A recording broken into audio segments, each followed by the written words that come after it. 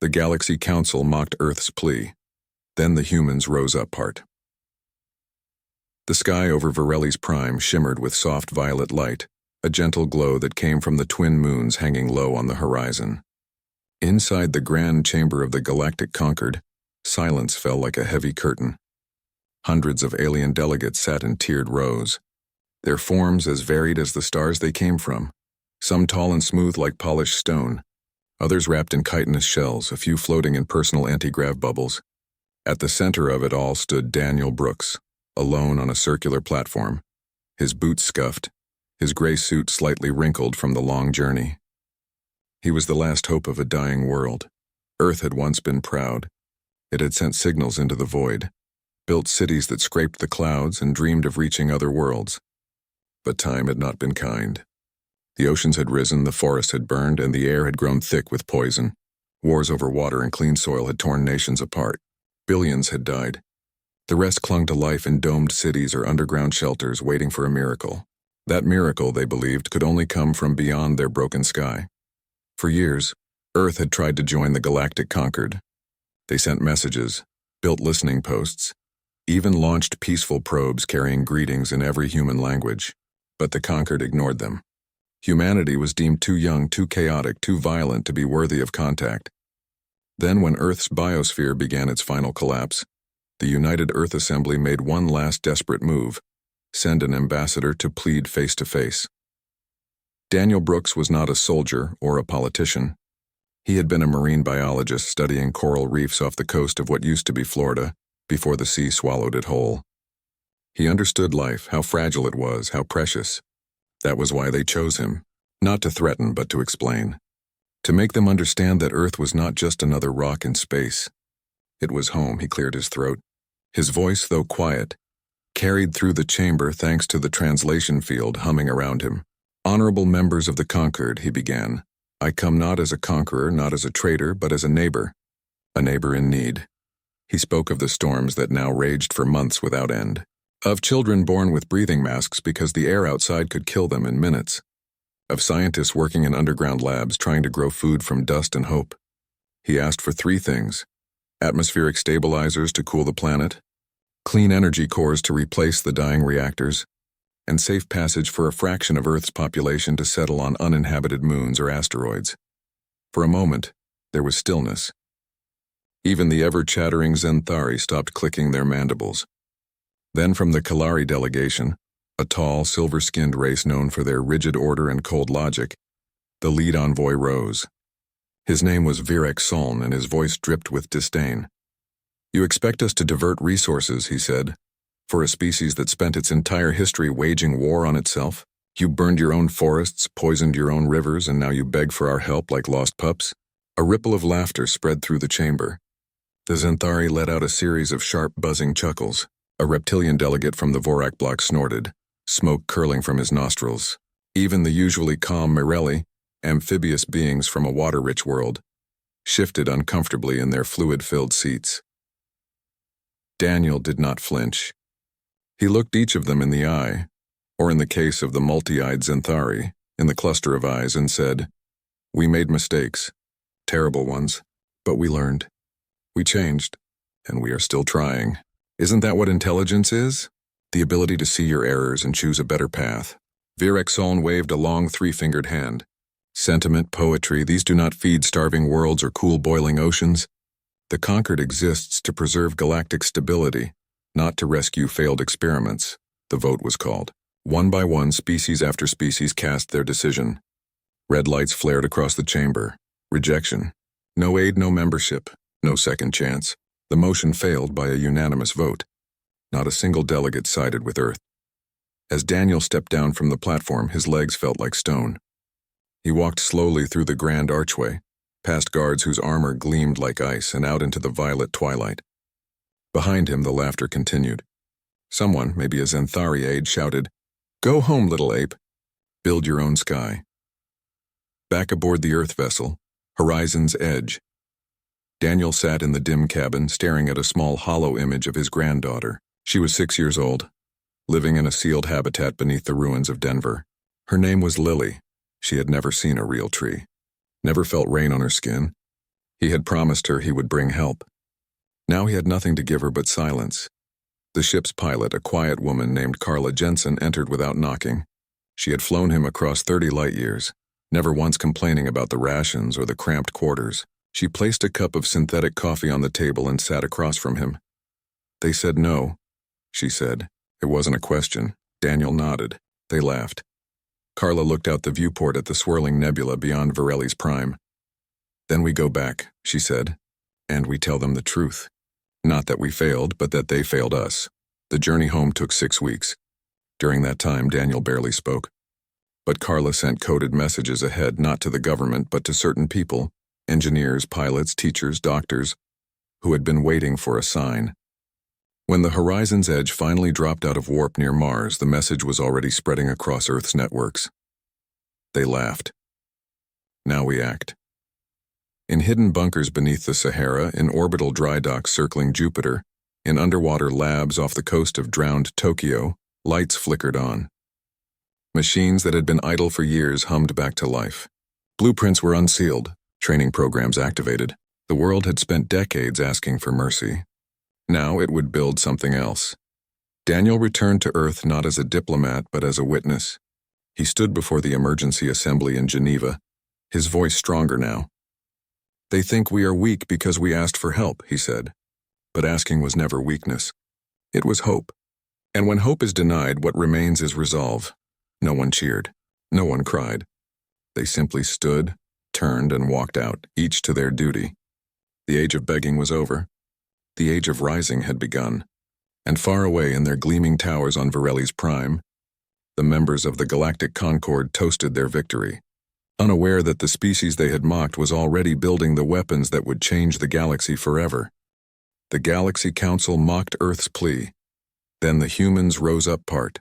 2, while the Concord laughed on Varelli's prime, Earth did not mourn. It worked.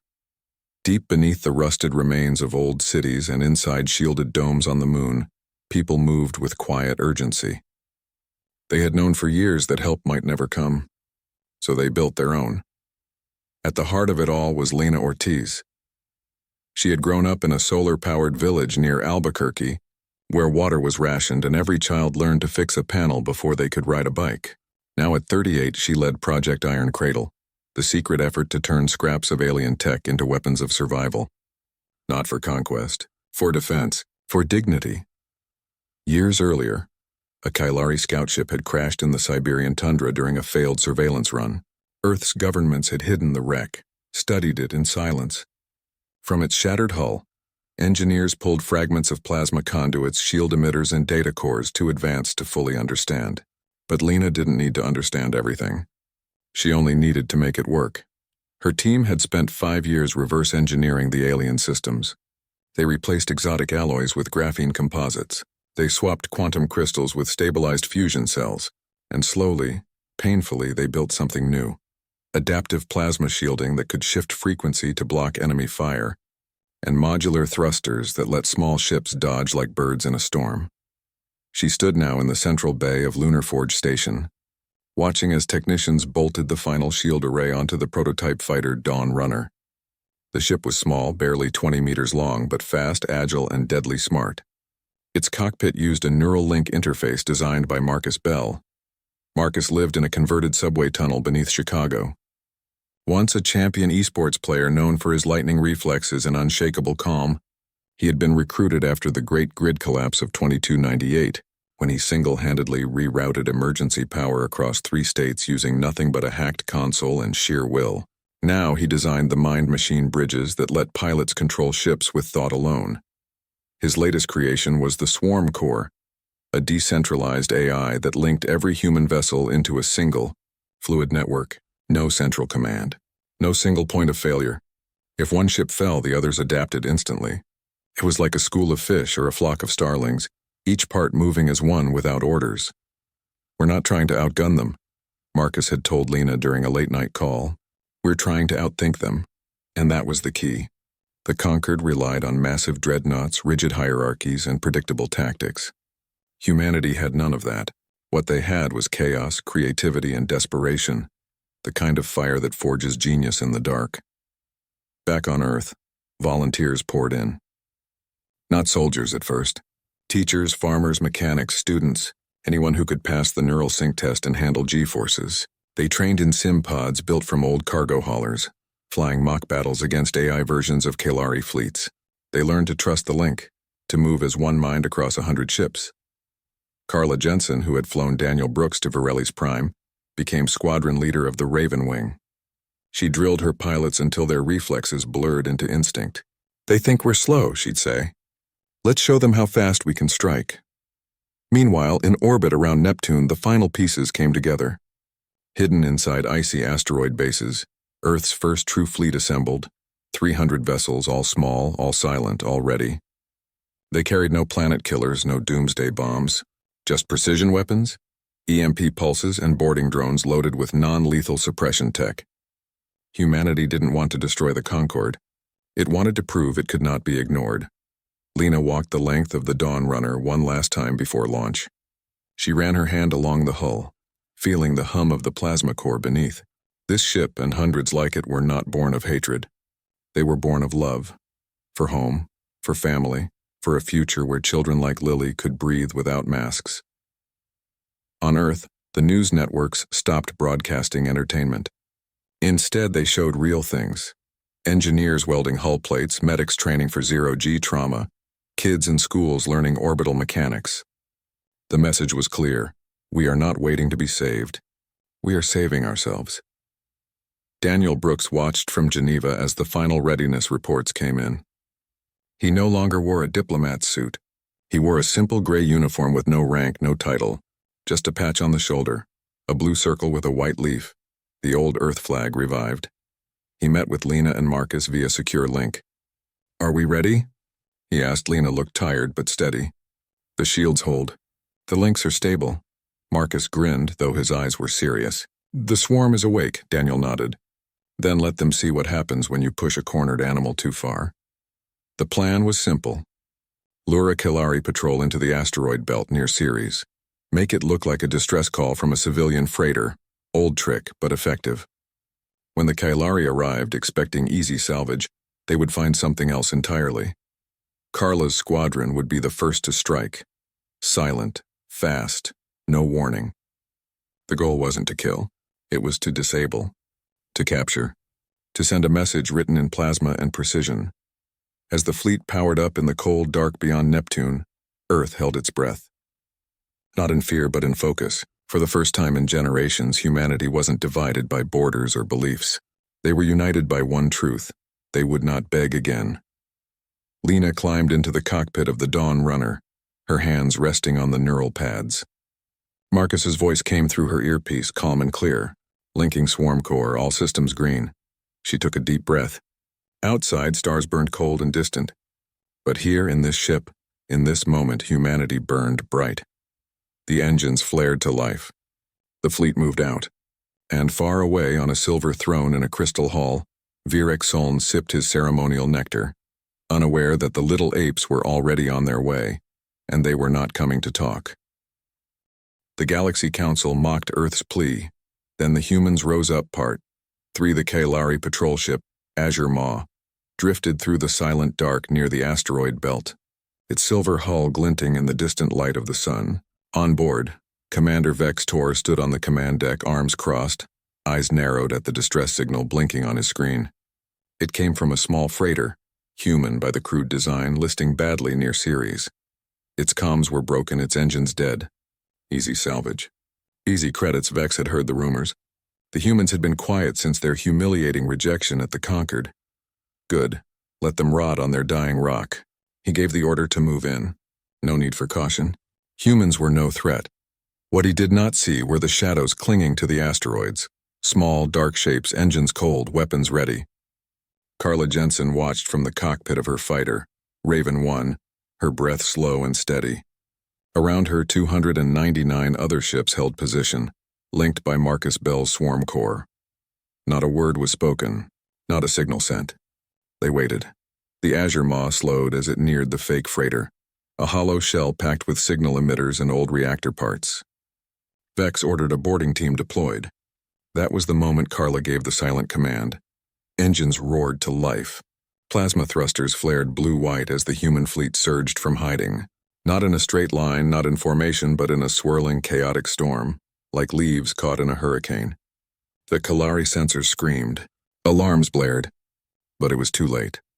Before the Azure Maw could raise its shields, EMP pulses struck from 6 directions at once. Not strong enough to destroy, but enough to fry unshielded systems. Lights flickered. Weapon turrets froze. The ship's main shield generator stuttered and died. Then came the drones. Thousands of them, no bigger than a hand, launched from hidden bays in the human fighters. They swarmed the Kalari hull like angry wasps, latching onto sensor arrays, comms dishes, and engine vents. Each carried a micro-pulse charge that disabled without exploding. Clean, precise, surgical. On the bridge, Vex shouted orders, but his crew was already scrambling in panic. "Who are they? How did they get here?" one officer cried. "They're humans," Vex snarled. Impossible, but it wasn't impossible. It was happening. Inside the Swarm Core network, Marcus Bell sat in his Chicago bunker, eyes closed, fingers dancing over a holographic console. He wasn't just watching the battle, he was feeling it. Every ship, every pilot, every drone fed data into his mind through the neural link. He saw the gaps in Kalari defenses, the blind spots in their rotation, the weak points in their armor. He sent silent commands, adjusting flight paths, timing strikes, rerouting power. Lena Ortiz led the second wave, her Dawn runner weaving through enemy fire like a ghost. She targeted the Azure Maw's main thrusters, not to destroy, but to cripple. 2 precise shots. The Kalari ship shuddered and lost forward momentum, spinning slowly in the void. Carla's squadron focused on the escort vessels, smaller, faster, but still dangerous. They used hit-and-run tactics, darting in, firing short bursts of ion rounds to disable weapons, then vanishing before return fire could lock on. The Kalari, trained for large-scale fleet battles, had no answer for this. Their rigid formations broke apart. Confusion spread. 17 minutes. That was all it took. The Azure Maw hung dead in space, its crew stunned, its weapons silent. The escort ships were either disabled or fleeing. Not a single human ship had been lost. A few had taken minor damage, but all were still flight-ready. Carla ordered boarding teams in. Not soldiers with guns, but engineers and linguists in armored suits, carrying stun pulse emitters and data siphons. They breached the Kalari airlocks with quiet efficiency. Inside, they found chaos. Officers shouting, systems offline, the proud crew of the Azure Maw on their knees. Lena entered the bridge last. Vextor stood alone, his silver skin pale with shock. He glared at her. "You dare board a conquered vessel?" "We dared to defend ourselves," Lena said calmly. "Now we're taking what you stole." Her team moved quickly. They bypassed the ship's main core and downloaded everything. Flight logs, cargo manifests, encrypted communications. What they found made Lena's blood run cold. For years, the Conquered had been mining the outer planets of Sol system, Jupiter's moons, Saturn's rings, even Pluto's ice fields, for rare isotopes. They labeled Earth as uninhabited in official records, ignoring the billions struggling to survive below. They treated the solar system like a warehouse, not a home. Lena copied the data onto a secure drive. Then she looked at Vex. "Tell your masters this. Earth is not empty, and we are watching." She left him alive. No executions. No torture. Just proof and a warning. Back on Earth, the news spread like wildfire. Footage of the battle, silent, swift, overwhelming, was broadcast on every channel. People gathered in domes and tunnels, eyes wide, hearts pounding. For the first time in decades, they felt pride. Daniel Brooks stood in the Geneva Command Center, watching the data stream in. He turned to the global feed and spoke, not as a diplomat, but as a witness. "We did not start this war, but we will end it on our terms." The captured Azure Maw was towed to Lunar Forge Station. Scientists swarmed it, learning more in 1 week than they had in 10 years of studying the Siberian wreck. The Kalari shield tech was reverse engineered within days. The neural interface schematics were shared with every human pilot, but the real victory was not in metal or data. It was in belief. Across the galaxy, other species took notice. The Morelli, long oppressed by Kalari trade laws, sent secret messages to Earth. The insectoid Xanthari, once mocking, now whispered in their hives about the silent swarm. Even the Vorak, proud and warlike, questioned why the mighty Concord had been beaten by primitive apes. On Varelli's prime, panic replaced laughter. Emergency sessions were called. Accusations flew. The myth of Concord invincibility cracked like thin ice, and in the quiet dark beyond Mars, the human fleet regrouped. Ships were repaired. Pilots rested. New plans formed. They had struck once. They would strike again if needed. But their goal had never been destruction. It was respect. As Lena Ortiz stood on the observation deck of Lunar Forge, watching Earth rise over the moon's edge, she thought of Lily, Daniel's granddaughter, now watching the stars with new eyes. Maybe one day she would fly among them not as a beggar but as an equal. The galaxy had laughed. Now it listened. The Galaxy Council mocked Earth's plea. Then the humans rose up part. For after the battle near Ceres, the Conquered did not admit weakness. Instead, it roared. Emergency war councils met behind sealed doors on Varelli's prime. The Kalari High Speaker demanded total mobilization. The Vorak warlords sharpened their plasma claws. Even the usually peaceful Myrelli were pressured to contribute ships. The message was clear. Earth would be crushed not just for defiance but as an example to any other species thinking of rebellion. But the Concord had made a mistake. They assumed humanity was alone. They were wrong. While Kalari dreadnoughts gathered at the edge of Sol system, Earth reached out, not with weapons, but with truth. Daniel Brooks, now acting as Earth's chief envoy in wartime, sent encrypted data packets to every non-Kalari species in the Concord. Inside were the logs from the Azure Maw, proof that the Concord had been stealing resources from Earth's solar system for decades, all while denying humanity's right to exist. The Myrelli were the first to respond. Their ambassador, a calm elder named Televorn, requested a secret meeting. She arrived not on Varelli's prime, but on a neutral ice moon near Neptune. Aboard a sleek, teardrop-shaped vessel that left no heat trail, Daniel met her alone, wearing no armor, carrying no weapon. "You showed us the truth," Tella said, her voice bubbling softly through her water-filled breathing mask. "We have suffered under Kalari rule for generations. They take our ocean's minerals, control our trade routes, and call it order." She paused. "We will not fight for you, but we will not fight against you either. And we will share what we know." What the Morelli knew was valuable. They had mapped Kalari supply lines, patrol rotations, and weak points in their fleet coordination. In return, Earth offered something the Myrelli desperately needed: atmospheric filtration tech adapted for underwater use.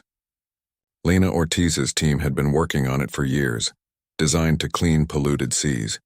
Now it could heal Myrelli breeding grounds poisoned by Kalari mining waste. An alliance was born, not with treaties or flags, but with trust. Marcus Bell used the new intel to refine the swarm core. He added Myrelli data streams into the network, creating a hybrid command system that blended human speed with Myrelli precision. Pilots began training with Myrelli navigators, learning to read ocean current-like energy flows in space that Kalari sensors ignored. Meanwhile, unrest spread across the Concord. On the desert world of Xylos, Vorak laborers refused to load warships. On the jungle moon of Kethra, Xanthari hive mothers withheld drone production.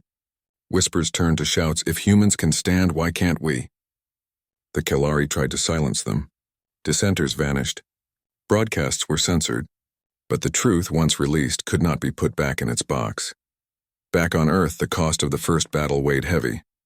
37 volunteers had died, not in combat but in a reactor overload during the retreat. Their names were read in every dome, every colony, every ship. Marcus, who had felt their final moments through the neural link, grew quieter.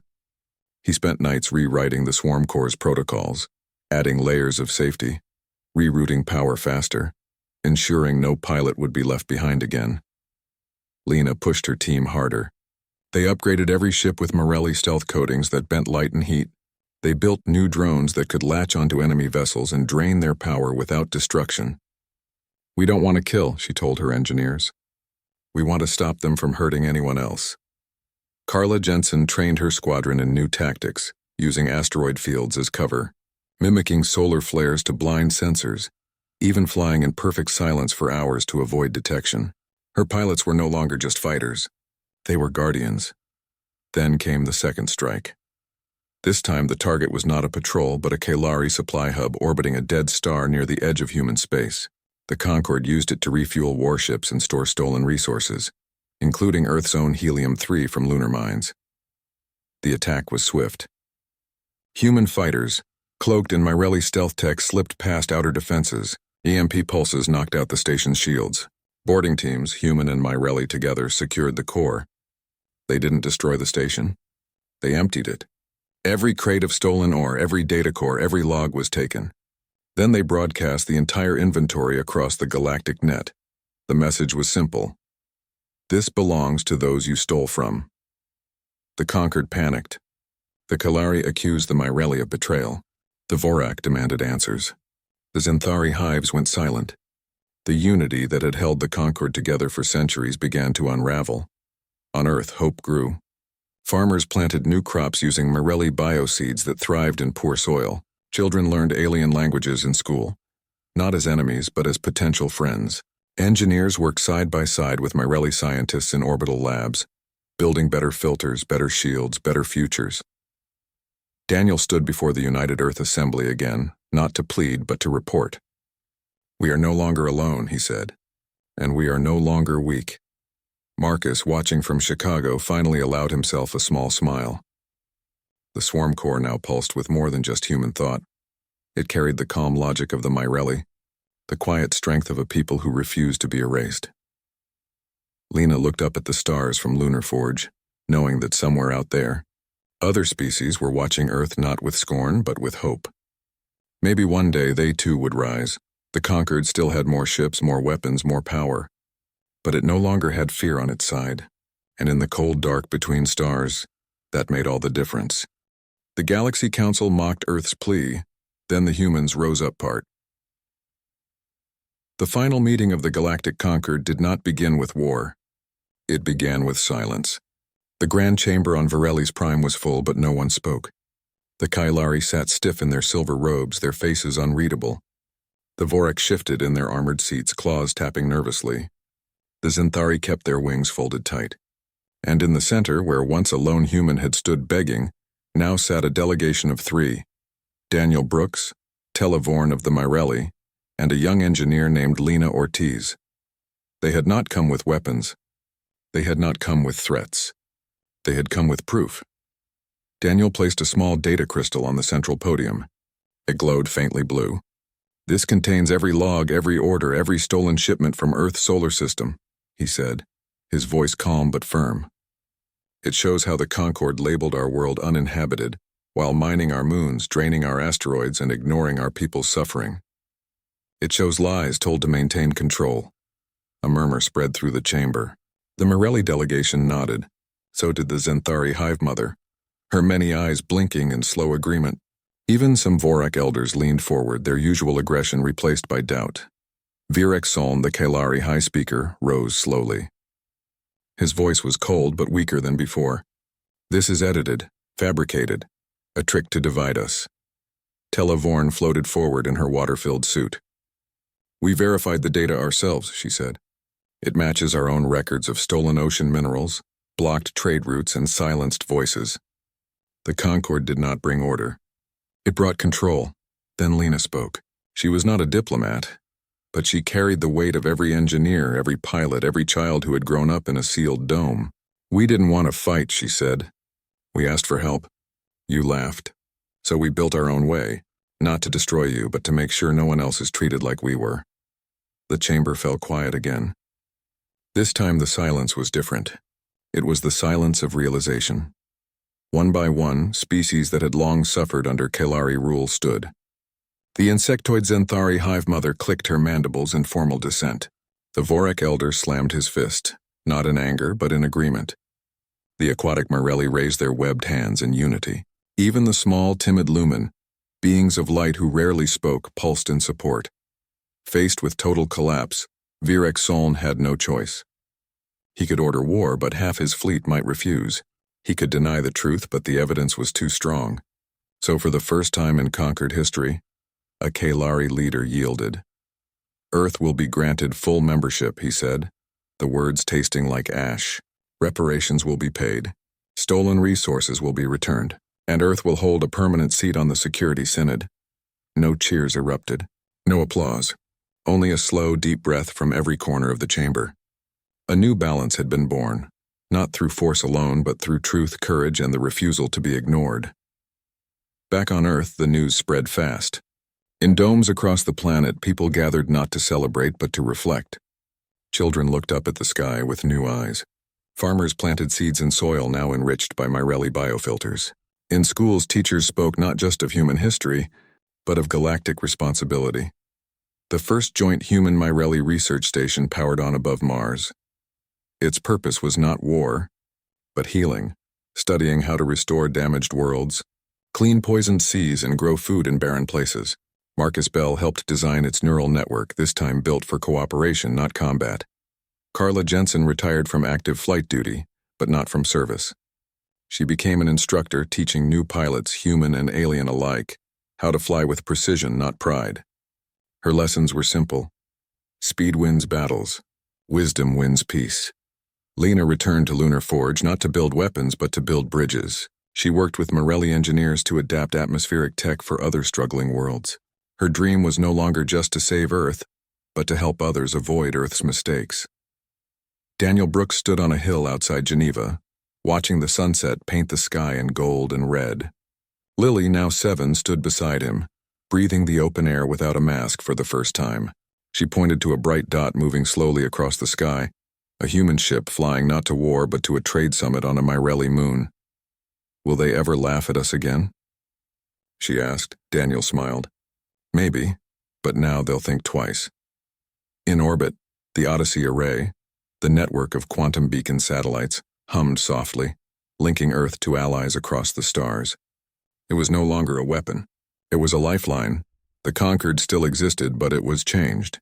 No longer ruled by one species, it became a true council. Messy, slow, sometimes frustrating, but fair. Earth's voice was heard, not because it shouted the loudest, but because it had earned the right to speak. Years later, historians would call it the turning. Not a war, not a revolution, but a quiet shift in the balance of the galaxy. It began with a plea. It ended with respect. And far out in the dark, beyond the edge of known space, other young species watched. They saw what happened when a small, broken world refused to give up. They saw that even the weakest voice could shake the stars, if it spoke with truth and stood with others. Earth was no longer a beggar. It was a builder, a teacher, a friend, and the galaxy, once mocking, now listened, not in fear but in hope.